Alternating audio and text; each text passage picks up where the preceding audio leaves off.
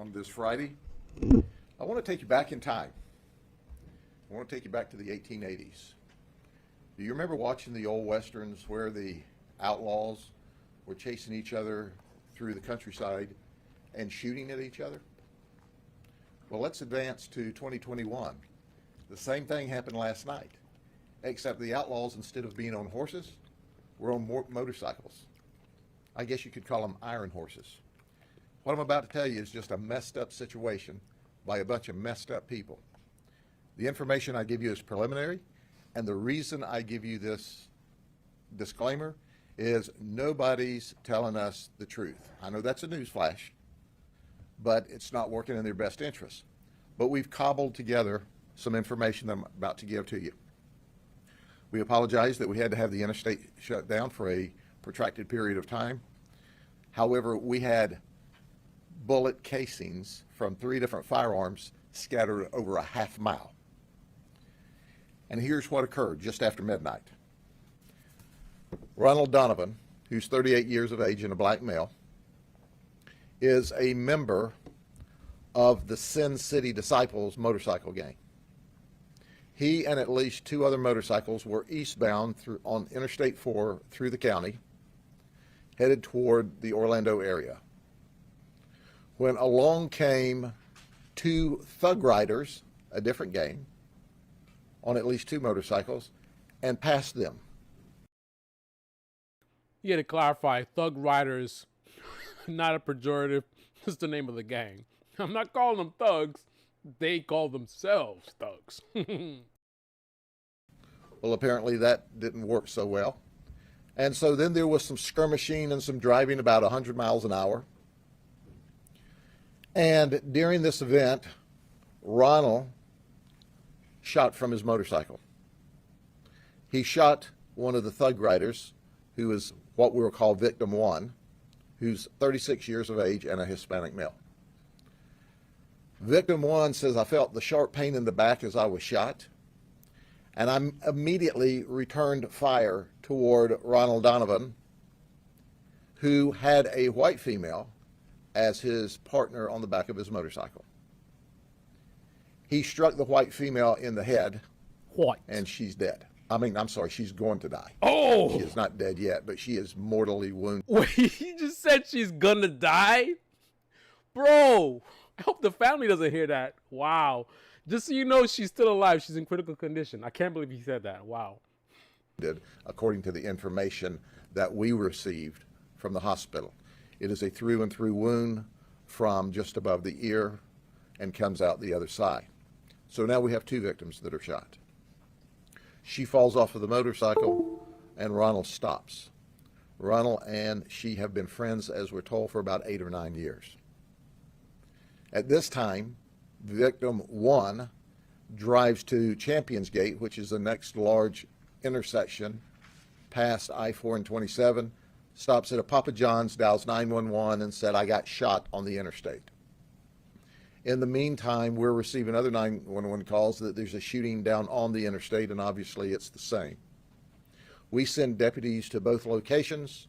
The Florida Highway Patrol assists us, and we determine immediately that this is not a crash that's caused this fatality, or soon to be fatality. I keep calling it a fatality because they tell us she is in super critical condition at this moment. We start the investigation. We find out. Props to at least correcting himself and acknowledging that he's keep making that mistake. I mean, I hope she pulls through, but damn, bro. That there's really a riding gun battle down Interstate 4 just after midnight last night. We have witnesses that said they were wearing gang colors, but by the time we arrived, they were not only not wearing their gang colors weren't there. Ronald had 2 empty gun holsters when he was taken into custody, but there were no firearms around. Just as deputies were arriving, they saw a motorcycle leave the scene, and we suspect the person on that motorcycle may have the gang colors and or the firearms. So we had to search for evidence and firearms all up and down the interstate. There's a half-mile trail of empty casings where this gunfight took place. At this moment in time, and I'm cautious, at this moment in time, it appears to me that victim 1, who was shot in the back, was acting in self-defense when he returned fire toward Ronald Donovan, striking victim 2, who's a 33-year-old female. Ronald Donovan, now keep in mind, has his friend, his girlfriend, shot off the back of his motorcycle. When we are trying to determine what happened from him, he says, I know my rights. I don't have to talk to you. I take the fifth. Dude, your girlfriend is just shot off the back of your motorcycle, is in extremely critical condition, and you won't cooperate to tell us what happened? My man is a First Amendment auditor. I know my rights. I know my rights. Well, he needs his rights because we ended up arresting him at the scene for battery on a law enforcement officer, resisting arrest. We're also going to charge him with attempted second-degree felony murder on his girlfriend. If she dies, that will change to felony murder because all evidence, all indication at this moment in the investigation indicates he started the shooting. He's also being charged with attempted first-degree murder for shooting the other victim. The other victim had an independent gang witness.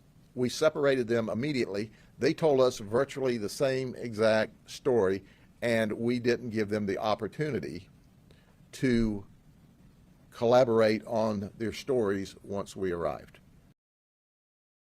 My man got an independent gang witness. All right. This is a significant event. So now we can expect the Sin City Disciples, and it's spelled D-E-C-I-P-L-E-S, they spelled it wrong intentionally, and the Thug Riders to get all dusted up and be mean-mouthing each other on social media. And let me warn you, retaliation will get you all locked up in prison for a very long time. And that's a guarantee in Polk County. I don't recommend you do it in any county, but stay out of Polk County. Your stupidness has already gotten a 33-year-old beautiful young lady in a near-death situation, and another man Upgraded. Near death. Thank you. and shot. And old Ronald, who started the shooting, locked up in prison or jail on his way to prison for what amounts to lifetime felonies. Now, I'll be glad to entertain questions because I do that sort of thing. However, I've literally told you everything that we're comfortable with at this point in time. We've had a lot of lying going on. We've had people that don't talk. We've had evidence hidden. We've had at least witnesses and possible co-defendants that fled on us, and we'll find you too. Just give us the time.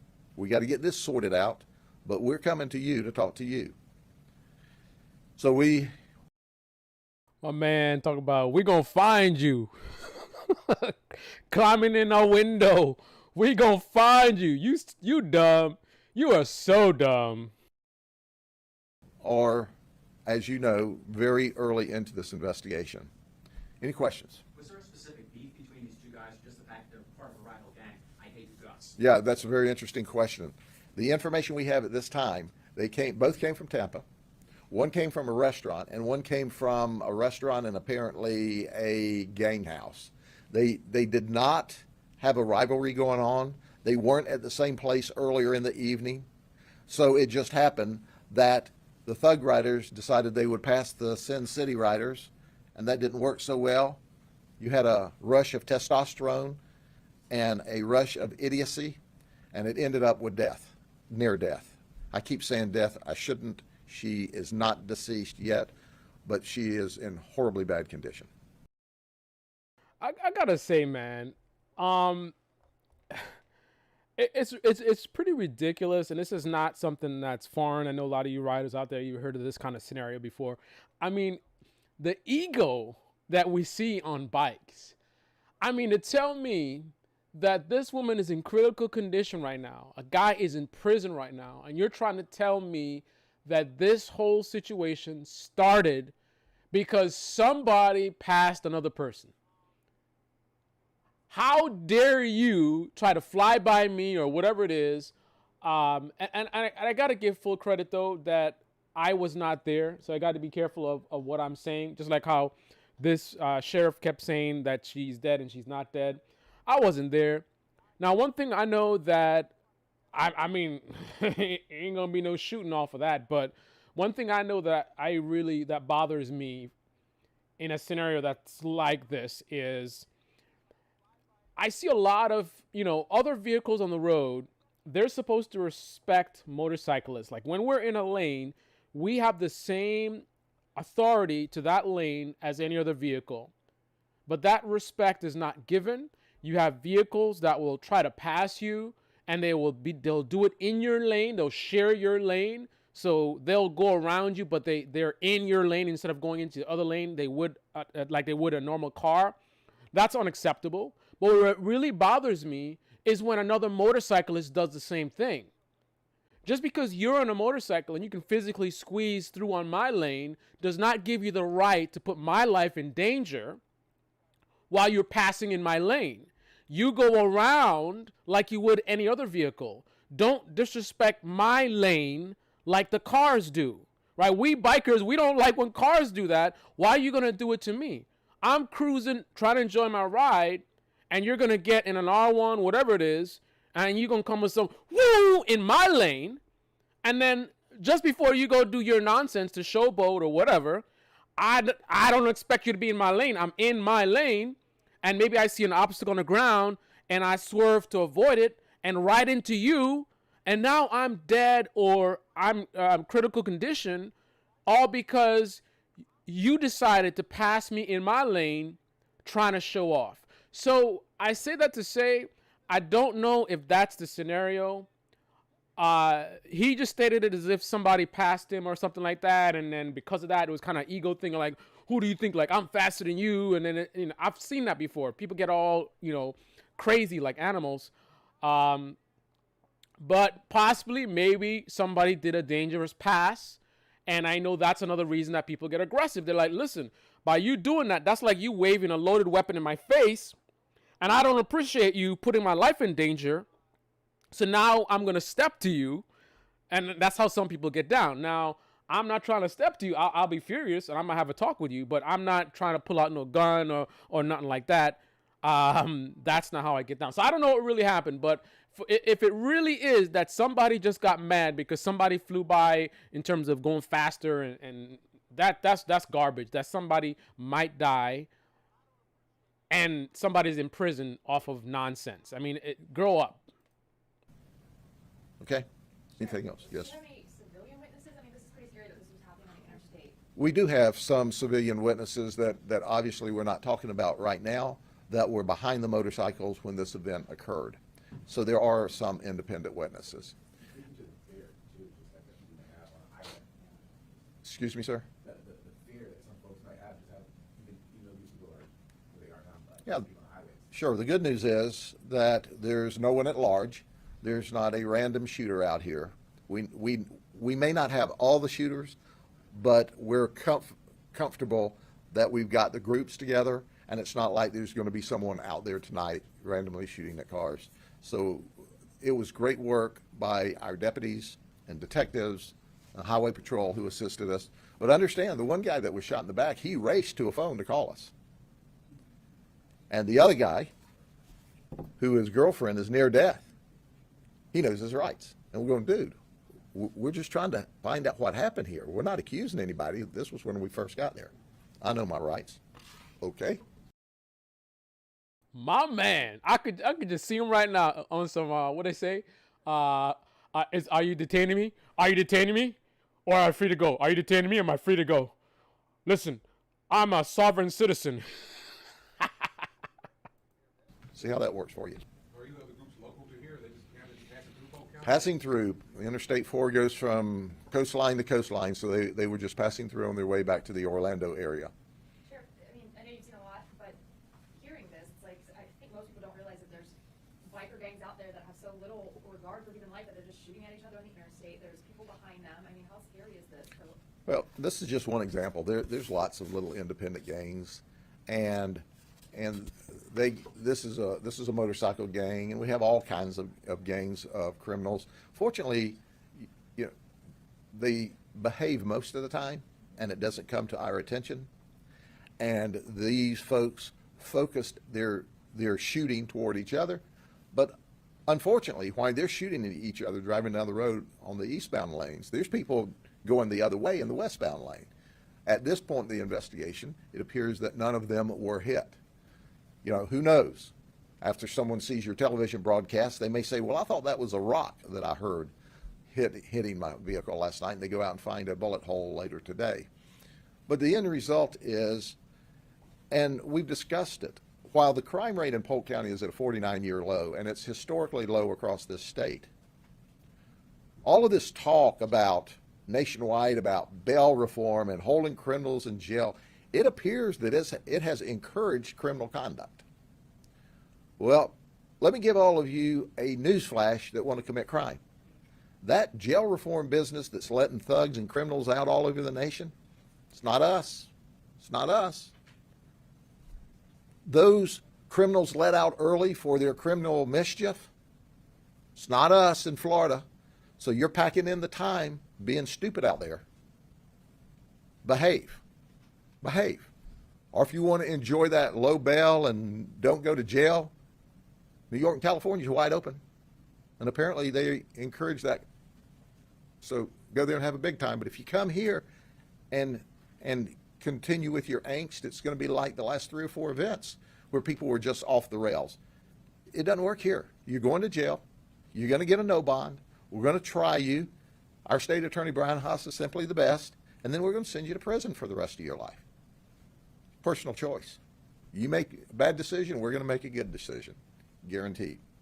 Sheriff, how about priors for either the victim or the gentleman? I plan to do a wrap-up next week. We haven't got into their backgrounds and their priors and that sort of thing at this point because we're still working this initial event. I mean, believe it or not, we were hustling around to try to get that interstate open last night. So it took, even though if you happen to be the one stuck in traffic, it seemed like an eternity, we were doing our best to get that road open as quick as we could for obvious reasons. But they took an 1888 old Western shootout and brought it to 2021 last night. Is this the first time you heard of something like that? That sounds like a scene from a Fast and Furious movie or something. Well, I think they watched the movie and they wanted to emulate it last night. But the unfortunate thing is we've got a lady, a beautiful lady. If obviously we can't release her identity, but I've seen photographs of her. She's a beautiful young 33-year-old lady that's near death, and her boyfriend is locked up on many death case charges. We got another guy shot in the back. It's just craziness. Fortunately, because it was midnight and the interstate was not packed thick bumper to bumper, there was room for bullets to move between cars. Had it been right now, it'd been a whole different story because it is bumper to bumper, well in excess of the speed limit out there at this moment. And in talking to him, have any investigators said or does he realize how many people could have been hurt? Yes, sir, but see, it's apparent to us after trying to talk to this man, he was born smarter than the rest of the world and only got smarter as he aged. So he's someplace around 842 points on the genius range right now in his mind. And he didn't seem to care at all when he was talking to us. And this is initially, we weren't accusing him of anything. We just wanted to know what happened. But I suppose that when you're trying to talk to a guy and he's got 2 empty holsters there, he would need to have a lawyer because you got empty holsters. That guy's got a hole in him. Your girlfriend got shot off the back of your motorcycle. That ain't a good night. Anything else? Going once, going twice. Have a good weekend. We hope to give you a wrap-up on this on Monday. And what are you doing? This is the air outside your... I thought you were behind the desk all the time. I'm glad to see you again. You do an awesome job, and we miss you out here.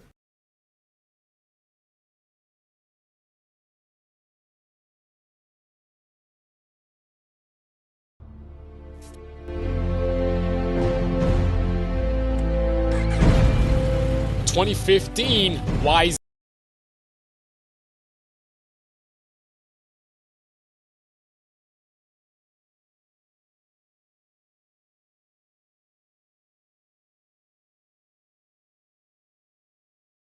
YZF R1 and the R1M.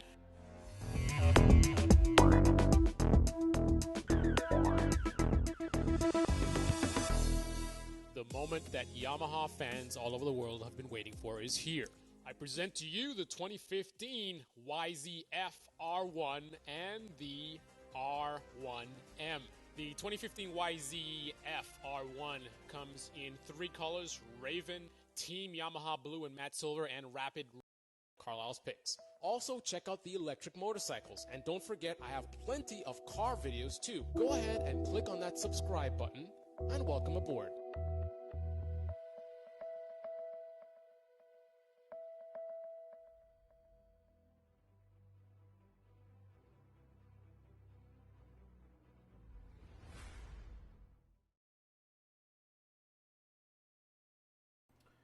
Sorry about that, guys. I had a very important phone call I had to take, so that is the end of the press conference. That was a little bit crazy. And again, if this was all over ego, that's pretty sick, pretty sad. Hopefully, the female that got shot pulls through. But obviously, as you can hear from the sheriff, what he's saying, I'm sure he's got more information than he's revealing. But clearly, he doesn't seem to be very optimistic. I mean, it's sad when these things happen regardless, but the idea that someone that doesn't directly have anything to do with what happened is in a pretty messed up situation, that makes it even worse. I mean, 2 guys having a beef over nonsense, you know, that's one thing, but the innocent bystander thing, yeah, that's not good. Anyway, this is your Fast Life motorcycle channel. Hopefully, we will be getting back into content creation pretty shortly. I am determined to get back to the series where we're going to go through several bikes and go through the journey of beginner bike to advanced bike. That is a project that I definitely want to complete. Unfortunately, the Frankenstein situation has been an absolute disaster. I can give you a quick update for those of you guys that are still listening in.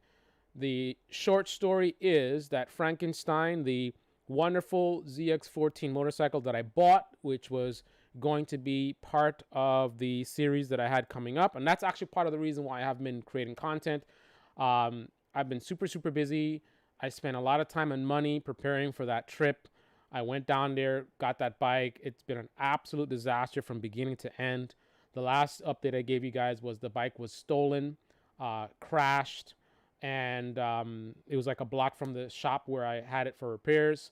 Then there's been this whole deal with the insurance company and COVID and the backlog. So the latest is that they finally came back and they had the shop do an assessment on the cost. And they came back with, I think $5,500 is the cost to repair. Now, that bike has been an absolute nightmare, so I've just been hoping to just get rid of it. I don't want to deal with it. I just want it to just be done. And but now, basically, they ended up not totaling it with all the extensive damage, which I showed you guys, I believe. I thought it was going to be totaled for sure, but it's not totaled. It's a $5,000 of the $5,500 that they're going to give me to have it repaired. But I've decided that I'm still refusing to deal with this nightmare bike. I don't want to have anything to do with it. I don't want to be, waiting on parts to come in and a repair process, and then I got to go put it up on the market, and now I'm trying to sell a bike that's been crashed. I don't want to deal with it. I'm sick and tired of this bike. I just want to be done with it. So I'm looking to basically put the insurance money into a clean start with a new bike, and I'm going to sell the crash bike as is. Maybe a stunt rider or a drag racer wants to do whatever to it, and whatever I can get for it, I get for it. It runs. The engine is in good condition. It's low miles. This was, as you know, Ricky Gadsden's bike, so it was a bike that he had on the track, so it didn't really have a lot of miles at all. It pretty much just, he said it was his favorite bike or whatever. I don't know. But bottom line, it's low mileage. The motor runs. The only thing is you've got major damage to the fairings and the gauges are all messed up. So, and again, the estimate was $5,500 to get all that stuff good to go for the bike. So it is what it is. But that's where I'm at, and that was a big part of what delayed my return to content creation. That was very, very stressful, to say the least. I was very disappointed. I was just annoyed is not quite the word to use, but that was pretty devastating. I mean, especially for all the time planning and preparing and all the equipment that I bought and the fly down there. I was even getting my super bike shape. If you guys remember, I was going to the gym and getting in shape because I was going to do that Atlanta to New York City ride. That was going to be one of the longest rides I ever did. So a lot went into the preparation for that. A lot of money, a lot of time, a lot of effort and planning, and also coordinating with potential sponsors and all that kind of stuff. And for that to just blow up in smoke, and it's something that I did on the side, on top of, you know, my busy work life. So that was pretty bad. So I kind of, and then the pandemic and everything. So anyway, trying to get back into it. So be patient, but we are definitely going to be back at it again with the white vans. All right, guys, thanks for watching. This is your Fast Life motorcycle channel. Yay, yay. I'm out.